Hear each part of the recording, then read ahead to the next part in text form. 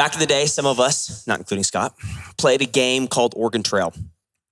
And Oregon Trail involved a wagon you would take across the great nation. You'd shoot animals and you'd eat them and you sometimes die of dysentery.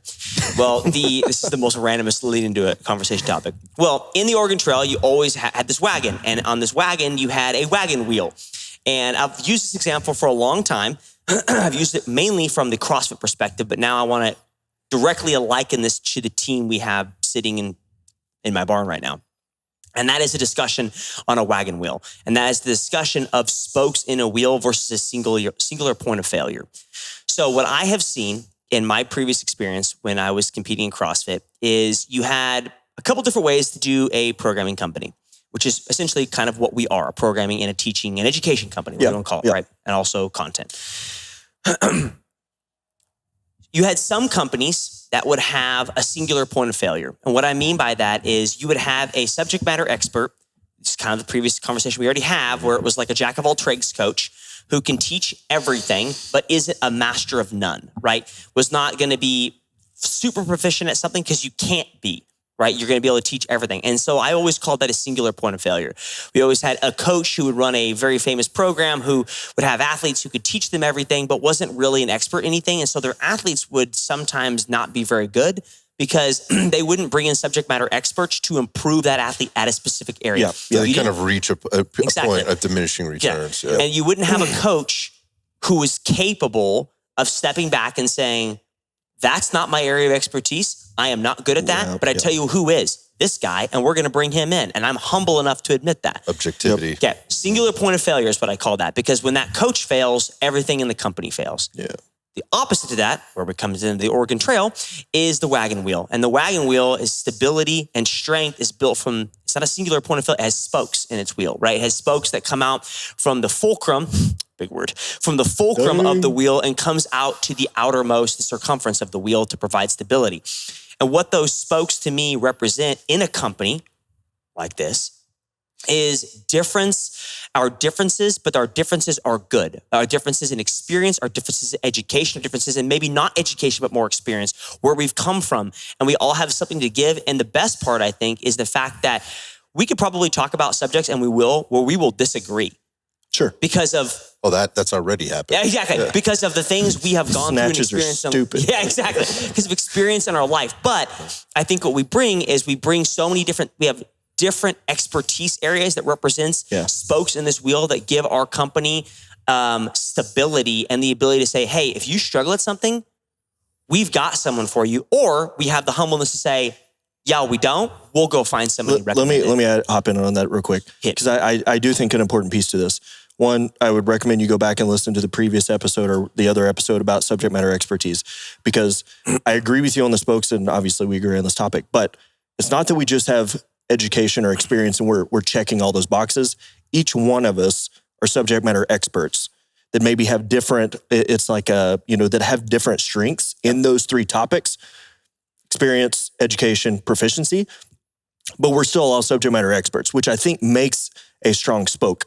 Right? I want to clarify for everyone that's listening, it's not that he's not a subject matter expert. He's not a subject, but when you put us all together, no, that's not the case.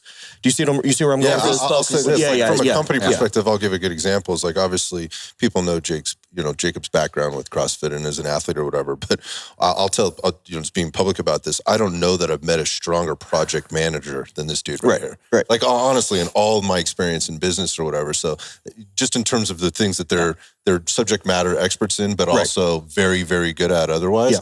Now, that might not seem very relevant to people listening, but in terms of... until you run a business, until you marry yourself to a business or programming or whatever else, and then all of a sudden that thing's gone. It wasn't because the programming sucked. Yeah. Right? It was all the internal things. So I just, again, just kind of bringing the pieces together. But yeah, I agree. Yeah. I agree. Yeah. Sorry, I wasn't trying to cut you off. No, that's good. I just wanted to clarify, because I don't want it to come off as like, oh, all four of us make that. No. We're all subject matter experts in our maybe more specialized areas, right? But whereas I think some other companies I've seen, it's like, oh yeah, maybe we can add all those pieces together. No. The spoke of the wheel the spokes of the wheel concept is not a singular of 5 people to make that one spoke, right? We have 4 spokes in this wheel. the Oregon Trail. I was thinking a bicycle as it was another example. Bro, we maybe go way more, back. Everyone knows the more Oregon Trail, relevant, but he's too old for the Oregon Trail game. He was on the Oregon Trail. Yeah. Aaron's played it on his iPhone. None of us have done that. That's true. That's true. So it takes a lot of pride to be able to step back and like everybody wants to be like the jack of all trades. Like coming from the strength and conditioning world, you want to be a speed guy, strength guy. You want to have that knowledge, but at some point, whenever you're really trying to build outside of yourself and trying to better an athlete, you got to take a step back and like understand, like, I don't have the expertise. I'm not as great as this. I really like this. So let's find somebody else who can do it. So I disagree. I think you can be a jack of all trades. I think you should have spoken and said they want to be a master of everything. That's it. Yeah, exactly. Yeah, you could be a jack of all trades. Yeah, but yeah, if you want to try to be a master of everything, which it's not going to happen. You can't. That's the part you have to realize. And so going back to how old I am, right, and all the experience. How old are you, all Scott? the experience I've had. I'm 49 years old. You're not that old. Well, you guys made him seem there for a second ago. Like I know I mentioned you're on the Oregon Trail. Like, geez, guys. I was sitting up there with the riding shotgun. That's where this whole journey started for me. Yeah, no, sorry. Going back to what you were saying, I think the mastering or trying to master everything, but then recognizing what you can't do is what is the point you're making there, Aaron. And that has happened to me so many times, and I think that gets lost with the group or the subgroup and culture that we're talking about here, because they are problem solvers. Right. They are doers. They are the go-to people kind of for everything. So they take this pressure on, whether it's consciously or unconsciously, like, I should be able to do this. I can figure this out. I mean, and that works for a while until you start to reach a limit. And I think most people understand what that limit is when they reach it. It's the crossing over to the, like, I need help with this, I can't continue to do this on my own. I really need to seek something else. And it's not going to be found in the Google, right? And it's not going to be found in a weekend seminar. On the line. Yeah. It's on the line. Yeah. Whatever that means. But we're not going to find that in, one YouTube video, right? Or one course from one person or whatever. So that's what I found. And that's been my journey ever since I really kind of came to grips with that many years ago. It's like, there are so many people out there. That statement doesn't help us age out. So many things, like that you can go out and so many experts that you can seek the knowledge from. And the more people you're talking to and getting in front of, you start to kind of figure some stuff out. And then that gets you in front of really smart people that are really good at one or two things where you can really take some things away. But every time I did that, when I walked away, I was like, oh my God, there's just so much more for me to know here and learn. And that I didn't have to take the burden of responsibility to know it all myself. Yeah. So essentially, like, that was the topic. Like, I'm excited for what we're doing because I've seen companies fail in other areas because there was a singular point. There was a person who ran it all, and that person thought, I'm a master of everything. Whereas I think what we all have the humbleness in this company is that the fact that I know Jake Labhart is a master of he's not a master of everything. I know Scott knows he's not a master. I know we all know we're not a master. Right. We all know our efficiencies and deficiencies in the company and are willing to say, yo, I need help programming this. I'm going to reach out to Aaron. Yo, I have a question for something specific. I'm going to reach out to Scott. Or I have a movement question. We all know where our efficiencies and deficiencies are at and are willing to ask questions and to learn as a growth mindset like we talked about. So essentially all to say, be a wagon wheel. Isn't there a wagon wheel song? Yeah, there is. Yeah. This would be our song. It's our motto song. That's what's going to play. It's a good country song. Yeah. Jake's mad. And I think to clarify, like, we're talking about the company. Yeah. But for the end user, where's that a benefit, right? Yeah, sure. Like, it's a single point of failure for the company. Maybe you have a great company and that company fails if you have a single point of failure, which I think to the end user, though, that I don't want to say doesn't care about the company piece, the product that you will be receiving, right? That is where it is going to impact you. That company may fail. Like, let's take that off the table. Think selfishly here for a second. You want 4 people like this, subject matter experts, sitting here talking, humbling themselves, saying like, Hep, I wasn't a CrossFitter. Like, let's talk about the capacity piece. Can you help me with this? Aaron, you're really good at programming, right? The strength and conditioning. So that end user is getting a product that it's vetted by 4 four different subject matter experts. So right? when I say a company can fail, I don't mean the singular point of failure means the company fails. I actually mean it fails for the end user. I mean, when the end user gets a product, if Scott comes to me and says, oh, well, I work with Jacob, he's a master of everything, and I have a specific question on moving and shooting. I don't honestly know. Sure. And I cannot answer that question, and I give him an answer that is subpar or not good.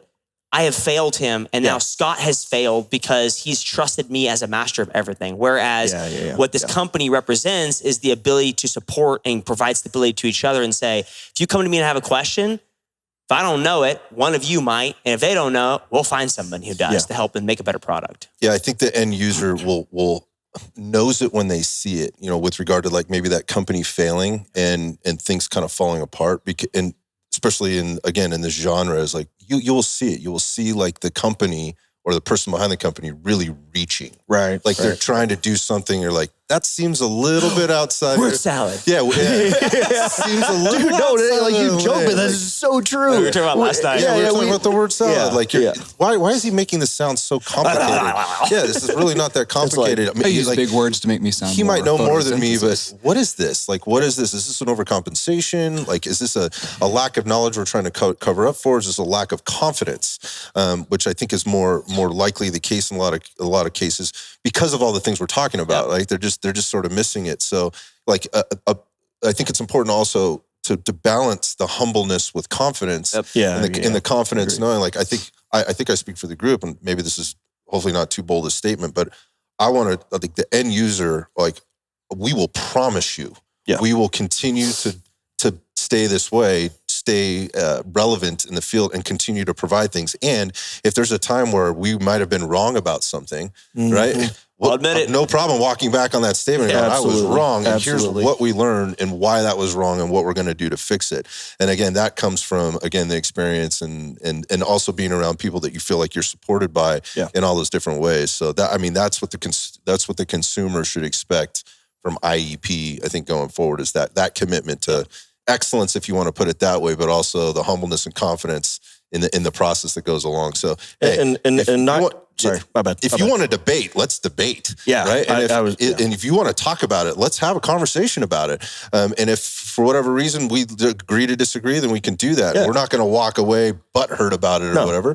But at the same time, if we're like, that's a really good point, we didn't really think of it that way, or it didn't look that's an interesting concept. That's an interesting angle that maybe we didn't consider. Let's step back and consider that for a while and discuss it and, come to some type of a conclusion, and then be public about it. Like, open book, like, let's talk about it. There's no hiding behind, whatever titles or I'll just say it, like, I never wore a beret. I never had a trident. I never had any stripes on my sleeve. Like, I don't know any of that stuff. Like, and for that, I think that actually puts me at advantage. I don't care about any of it. You're just a human who needs help, and I'm a person that can help provide that with a bunch of dudes. Your expertise, want to provide it. Yeah. What were you going to say? Yeah, no. You said what you can expect going forward. And I was going to say, I feel like this, I think we're doing a good job right now of defining and elaborating on what we have been doing already, right? I think we've proven this of bringing in other experts, not trying to be a single spoke with the guys that we have that are cops or shooters already, right?